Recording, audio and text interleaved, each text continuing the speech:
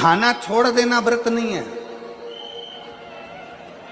दूसरे का धन छुड़ाकर खाना छोड़ देना व्रत है। मंदिर में जाकर पूजन करना, मंदिर में जाकर अगरबत्ती लगाना, ये व्रत अपनी जगह पर है। पर किसी को शिक्षा की जरूरत है, उसको शिक्षा दे देना। किसी को चिकित्सा की जरूरत है, उसकी चिकित्सा में थोड़ा सा धन लगा देना। कोई रोते हुए की आंख के आंसुओं को पोंछ देना, किसी के दुख में खड़े होकर उसको खुशियां प्रदान कर देना, ये दुनिया का सबसे बड़ा व्रत है, सबसे बड़ी साधना, सबसे बड़ा। तो घर वालों से कह दिया कल मेरा व्रत है, कल एकादशी है, कल व्रत है मेरा। एक दिन पहले से चिल्ला चिल्ला कर बोल रही हो कल मेरा व्रत है, कल मेरा व्रत है, कल मेरा व्रत है।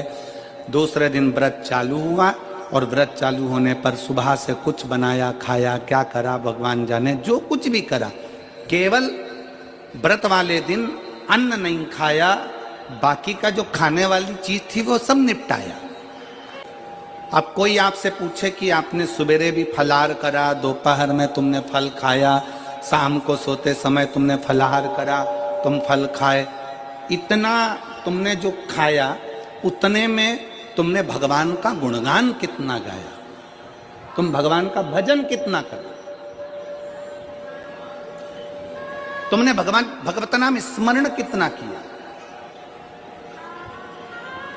तुमने भगवान का नाम उच्चारण कितना किया। केवल खाना छोड़ा है, अन्न छोड़ा है, भोजन छोड़ा है, और दिन में सुबह से लेकर शाम तक 2-3 बार तुमने कुछ ना कुछ पाया है, वो व्रत हो सकता है आपकी दृष्टि में, पर हमारी दृष्टि में व्रत कौन सा है।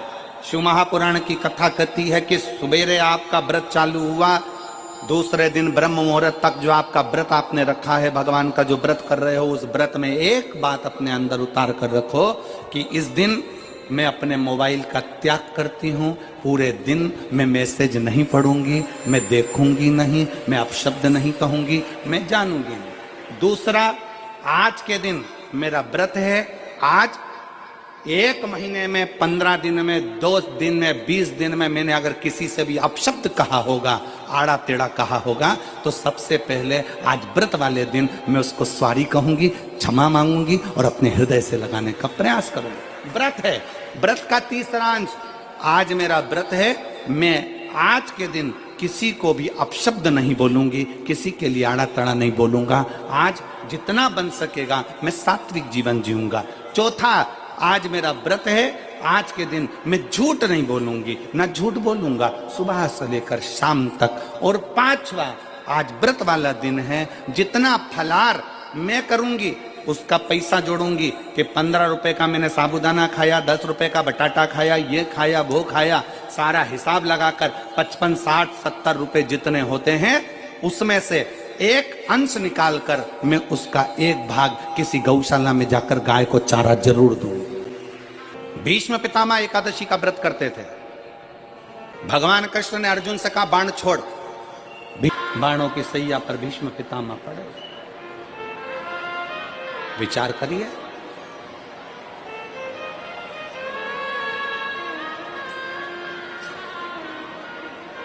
पड़े भीष्म पितामह बाणों की सैया। अर्जुन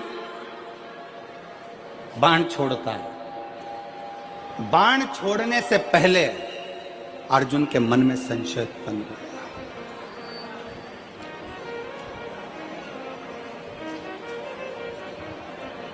बाण छोड़ने से पहले अर्जुन के मन में संशय है। अर्जुन ने कहा, प्रभु अगर मैं बाण छोड़ता हूं और भीष्म पितामह के शरीर में लगेगा तो भीष्म पितामह को कष्ट बहुत होगा, बहुत कष्ट। अगर मैं बाण छोड़ता हूं तो भीष्म पितामह को कष्ट बहुत होगा।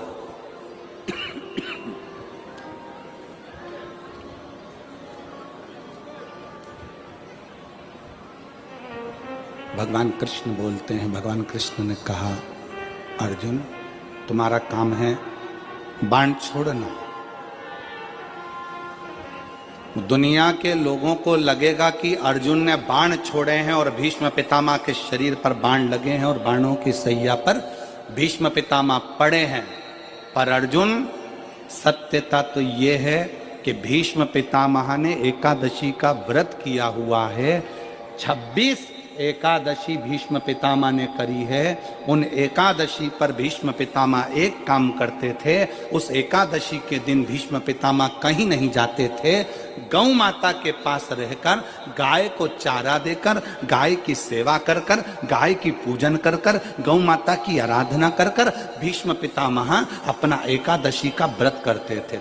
गौशाला में गौ माता को जितना फलाहार देते थे, अपने अंश से, अपने जो पाया, जैसा पाया वैसे अंश के हिसाब से गौ माता की सेवा में लीन रहते थे। अर्जुन घबराना नहीं, बाण तुम छोड़ोगे, दुनिया के लोगों को लगेगा कि अर्जुन ने बाण छोड़ा है। भीष्म पितामह बाणों की सैया पर पड़े हैं, दुनिया के लोगों को लगा रहेगा। पर अर्जुन, भीष्म पितामह के शरीर में बाण नहीं चुभेंगे। भीष्म पितामह बाणों की सैया पर नहीं, जो एकादशी का व्रत भीष्म पितामह ने करा है, उस एकादशियां भीष्म पितामह को अपने हाथ पर झेल लेगी और उसको अपने हाथों पर। जिन एकादशी का व्रत भीष्म पितामह ने करा है, वो एकादशी भीष्म पितामह को अपने हाथों पर झेलती है। इसलिए हमारे पुष्टि मार्ग में जहां हम ब्रह्म संबंध लेते हैं, हमारे वल्लभ कुल में एक बड़ी सुंदर बात कही जाती है कि भले बकरी जैसे चरो पर एकादशी जरूर करो। वो भीष्म पितामह के संवाद को देखकर कहा जाता है, वो भीष्म पितामह के संवाद को देखा जाता है कि भीष्म पितामह के शरीर को एकादशी ने अपने हाथ में झेल कर रखा है। आप पशुपतिनाथ का व्रत करते हो, आप 16 सोमवार का व्रत करते हो, आप संकट सोमवार का व्रत करते हो, आप शिवरात्रि का व्रत करते हो,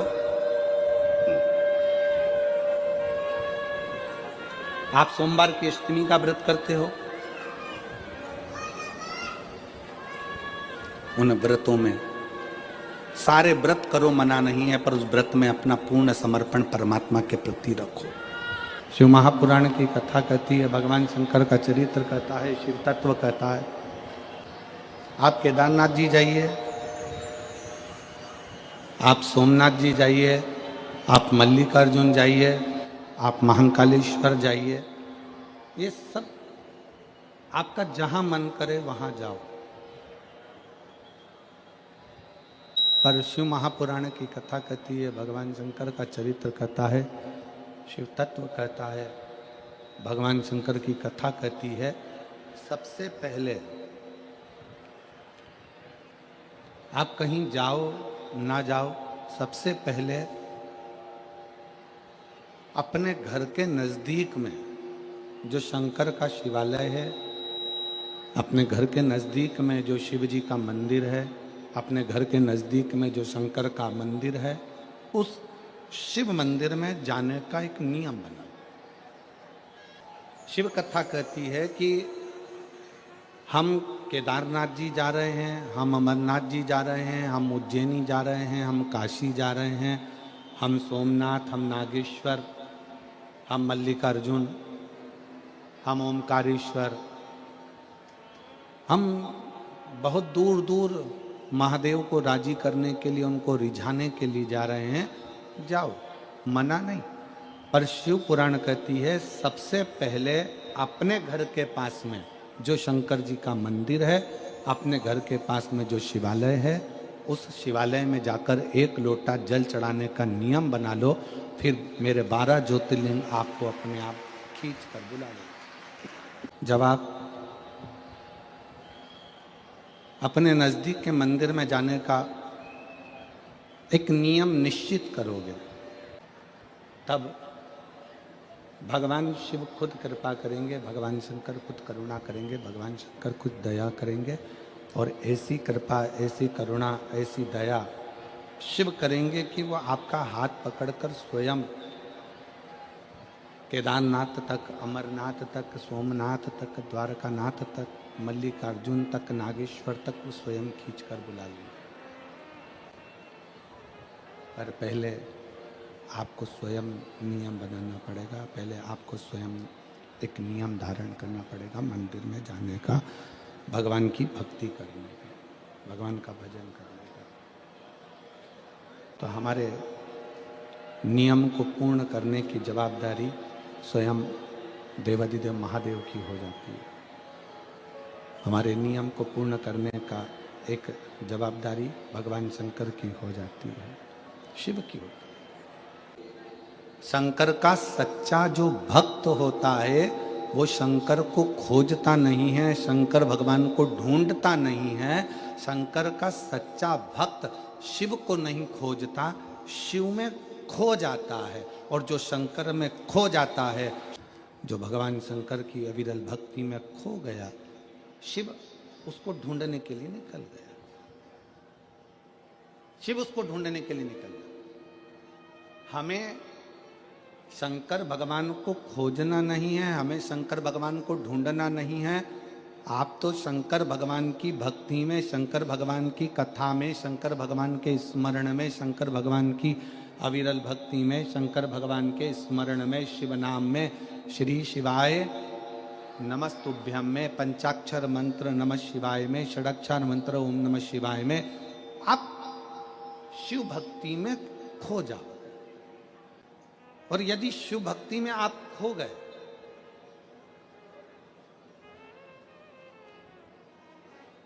एक बार यदि शंकर भगवान की अविरल भक्ति में आप खो गए, फिर आपको शंकर भगवान को आपको नहीं ढूंढना है, शंकर भगवान स्वयं आपको ढूंढेंगे। भगवान शंकर का शिवालय, भगवान शंकर का कथा का पंडाल केवल कथा का पंडाल नहीं होता, ये कल्प वृक्ष होता है जिसके नीचे बैठकर जो मांगा जाता है वो मिल जाता है। जो ढूंढोगे वो मिलेगा, जो मांगोगे वो मिलेगा।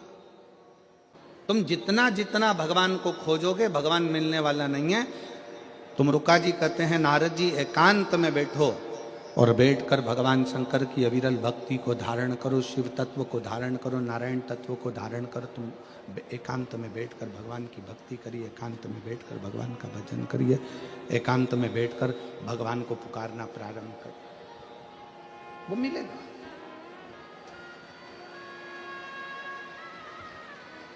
और क्यों ना मिले, खो जाओ, भगवान शंकर में खोइए, शिव प्राप्त होने लगेंगे, शंकर प्राप्त होते चले जाएंगे। बहुत दूर दर्शन करने जाने से पहले अपने घर के नज़दीक में जो शंकर का मंदिर है, अपने घर के पास में जो शिव का मंदिर है, अपने घर के नज़दीक में जो शंकर का शिवालय है, पहले वहाँ जाइए।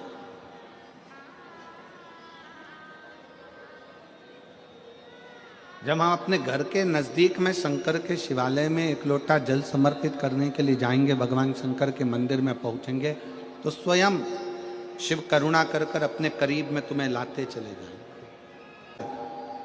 परिवार कुल का एक सदस्य भी अगर भगवान की अविरल भक्ति में लग जाए तो ये समझ लेना कि वो केवल अकेले को पार नहीं लगाता, परिवार कुल का एक सदस्य अगर शिव की भक्ति में लग गया तो 71 पीढ़ी को पार उतार देता है। एक सदस्य भी अगर भगवान की भक्ति में रमा है, एक सदस्य भी अगर भगवान का भजन कर रहा है, एक सदस्य भी अगर भगवान की अविरल भक्ति को धारण कर रहा है, तो वो पूरे कुल को पार कर देता है, पूरे परिवार। और किसी के भीतर ये अहंकार ना आए।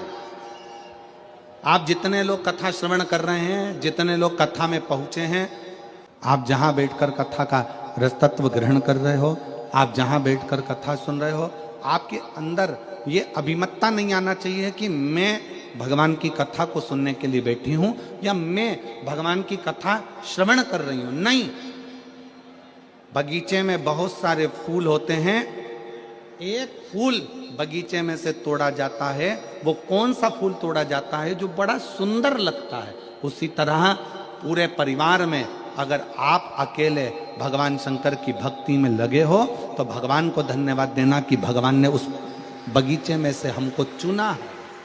अगर चुना, आप यदि भगवान की अविरल भक्ति में बैठे हो, भगवान के भजन में बैठे हो, भगवान के स्मरण में बैठे हो, मान लो कोई व्रत आप कर रहे हो, कोई तप आप कर रहे हो, कोई साधना आप कर रहे हो, कोई उपासना आप कर रहे हो, तो भगवान को धन्यवाद दो कि उसने आपको चुना है भगवान की भक्ति के लिए, स्मरण के लिए, पूजन के लिए, पाठ के लिए, अनुष्ठान के लिए। उसने आपको चुना। व्रत करो मना नहीं, तप करो मना नहीं, साधना करो मना नहीं, पर उस तप साधना में, व्रत में परमात्मा को पाने की ललकता हो आपके भीतर, भगवान को पाने की ललकता हो आपके भीतर, भगवत पद को पाने की ललकता हो आपके भीतर, तो भगवान